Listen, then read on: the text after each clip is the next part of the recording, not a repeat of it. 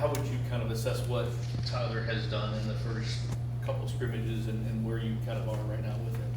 Yeah, I think Tyler has a really good grasp of what we're trying to do on offense. From day one he's come in, he's been a leader. He's just dove right in to try to learn everything. Right now I think he feels really comfortable in the system. He's had a really good camp, had a really good off season. He's able to go out there and generate some big plays, which has been exciting to watch. Jeff talked a little bit about, in both weeks, about maybe trying to be a little too greedy at times, and there's a fine line with that.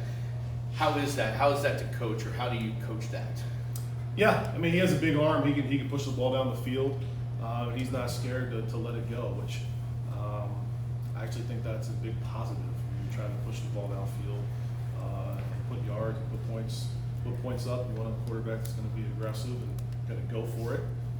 Now in practice, that might result in sometimes going for it and not working, and hopefully realizing, okay, in this case, maybe I shouldn't try to make that throw. But that's what practice is for. We want to limit those turnovers in game time situations, but we also want to take advantage of big plays. So he's done a good job of going for it in camp when the situation presents itself, and we want to keep continuing to do that. How would you assess the play of the quarterbacks behind Tyler Shough? It seemed like at least after the first practice, Jeff was a little less than pleased than what he saw out of the backup guys.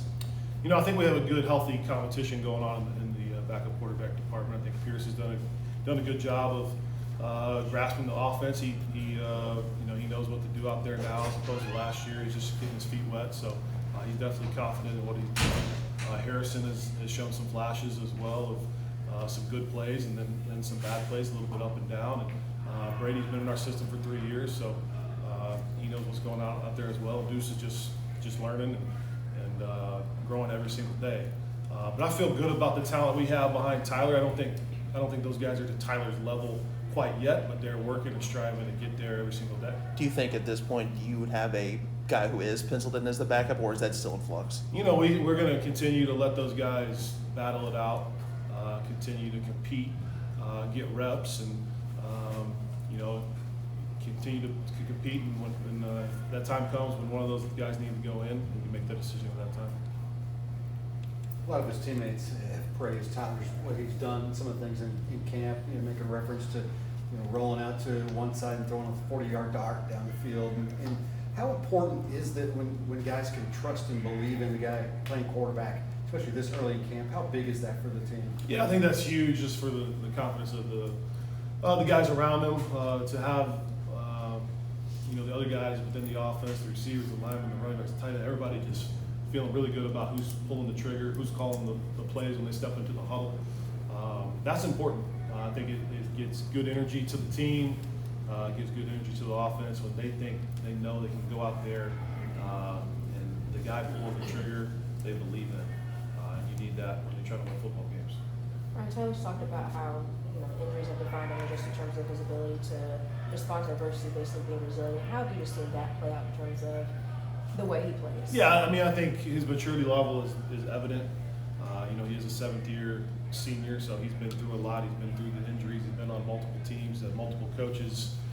It's kind of like what you see when you go to the next level and you deal with some of those quarterbacks that have been through it. Because he's been through a lot of different situations. He has those to draw back on. He can relay those to his teammates. And I think it has been really beneficial for our other guys to have him around and for him to show his leadership. Brian, no.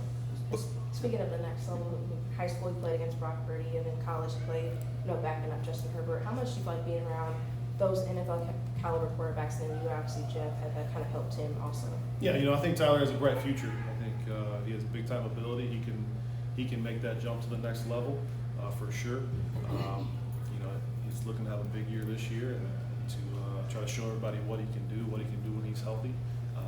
I think we keep him upright, do what we're supposed to do around him. He's gonna have a big year. Brian, based off of how last year ended, both Jeff and Ron English have mentioned that the coaching staff has continued to try and adapt and evolve, and based on how that season did end and how they said that the coaching staff as a unit could have done a better job of putting players in position. For you, specifically being the OC, what does that kind of evolve? What does it look like for you in terms of adapting and evolving with the scheme? Yeah, I think every year you have to really look at the guys that you have on your roster, the talent that you've assembled, and see what is going to be the best way to go attack the defense. And who are the playmakers you want to get the ball to? Who do you want to have the ball in their hands at critical moments?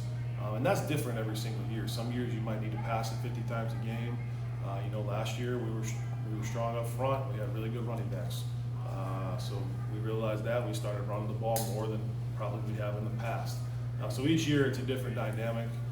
You use the off season, you use camp, you use those first few games to really try to figure out what your team identity is, and then try to build it out from there. So each year it'll be different. For you as a game planner, how has it impacted knowing you're going to have Lacey out for an extended period of time, and how does that kind of alter what you want to game plan, like what your script looks like? What? Yeah, Colin definitely, he's a big time player. There's no doubt about it. You just see what he did, last season at South Alabama, the explosiveness that he had. We had a lot of plans to get him in football and to use that to our advantage. But now we have to rely on other guys to fill in those spots. And I think we have a good nucleus of guys. Find out what their strengths and weaknesses are, and the attack's going to be a little bit different with him out. But I think we have enough firepower to develop a great game plan to go out there and score points. This coaching staff has been good for a while, obviously, and I'm sure you guys have opportunities to do different things, but why do you think that you guys have been able to stay together for so long? That's a good question. I think we've had a lot of success. I think guys like working together. We have a pretty